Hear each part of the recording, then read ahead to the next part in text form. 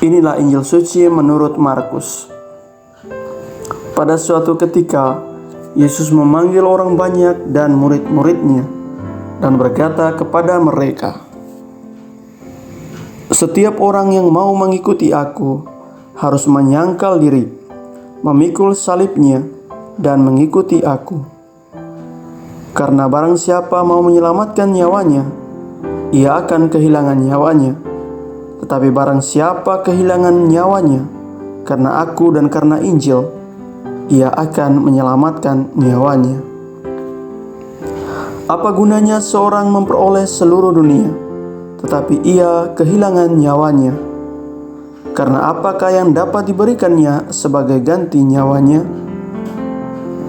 Kalau seorang malu karena aku dan karena perkataanku di tengah-tengah angkatan yang tidak setia dan berdosa ini, maka Anak Manusia pun akan malu karena orang itu apabila ia datang kelak dalam kemuliaan Bapa-Nya diiringi malaikat-malaikat kudus." Kata Yesus lagi kepada mereka, "Aku berkata kepadamu, sungguh di antara orang yang hadir di sini ada yang tidak akan mati sebelum mereka melihat kerajaan Allah datang dengan kuasa." Demikianlah sabda Tuhan. Terpujilah Kristus. Sahabat-sahabat Verbum Domini yang terkasih, berjumpa lagi bersama kami dalam ruang permenungan harian Anda. Hari ini, melalui bacaan yang disuguhkan kepada kita, Yesus mengajak kita untuk selalu memperhatikan kepenuhan jiwa kita.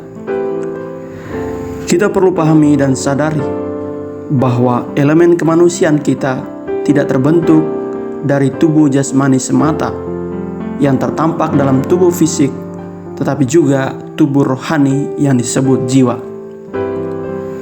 Karena itu, kita perlu menjaga keseimbangan untuk memperhatikan kedua elemen ini. Barangkali selama ini kita cenderung memperhatikan atau memberi porsi yang lebih banyak pada kebutuhan tubuh fisik kita. Misalnya, kita memperhatikan kesehatan kita, kita memperhatikan makan minum kita menjaga kebersihan kita, mengejar keinginan-keinginan, dan lain sebagainya. Sementara itu, di lain pihak, kita cenderung melupakan kebutuhan jiwa kita. Misalnya, barangkali kita kurang berdoa, kurang mendekatkan diri dengan Tuhan, kurang permenungan pribadi, kurang meditasi, dan usaha-usaha lain untuk merawat jiwa kita. Sahabat Verbum Domini yang terkasih, hemat saya, jika kita berada pada situasi yang demikian, situasi yang lebih mengutamakan kebutuhan tubuh kita, maka yakinlah kita sedang berada dalam ketimpangan, sedang dalam ketidakseimbangan, atau barangkali kita kehilangan jiwa atau kehilangan nyawa kita. Jika kita kehilangan nyawa, apa gunanya lagi kita hidup? Demikianlah yang diutarakan Yesus dalam bacaan hari ini. Apa gunanya seorang memiliki seluruh dunia, tetapi pada saat yang sama ia kehilangan nyawanya? Sahabat Verbum Domini yang terkasih, ada seorang santo namanya Santo Antonius Maria Claret, yang juga merupakan bapak pendiri kongregasi kami, pernah bergulat dengan ayat tersebut. Keterpanggilannya menjadi seorang misionaris dan untuk melayani umat didasari oleh ayat ini. Ia berasal dari keluarga kaya yang memiliki pabrik tekstil pada zamannya, dan oleh karena itu tidak heran jika setiap hari ia selalu memikirkan pabrik dan perkembangan pabriknya serta hiruk pikuk di dalamnya.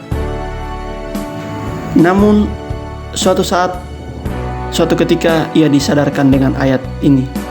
Ia sadar bahwa dengan memiliki semuanya itu, ia sebetulnya kehilangan nyawanya. Karena itu ia tergerak hati untuk masuk seminari dan tergerak hati untuk menjadi seorang perawat jiwa-jiwa. Sahabat Verbum Domini yang terkasih, melalui bacaan Injil hari ini dan cerita singkat dari Santo Antonius Maria Claret, mari kita diajak untuk senantiasa memelihara dan merawat jiwa kita, sehingga kita tidak kehilangan identitas kita sebagai makhluk yang sempurna di mata Tuhan.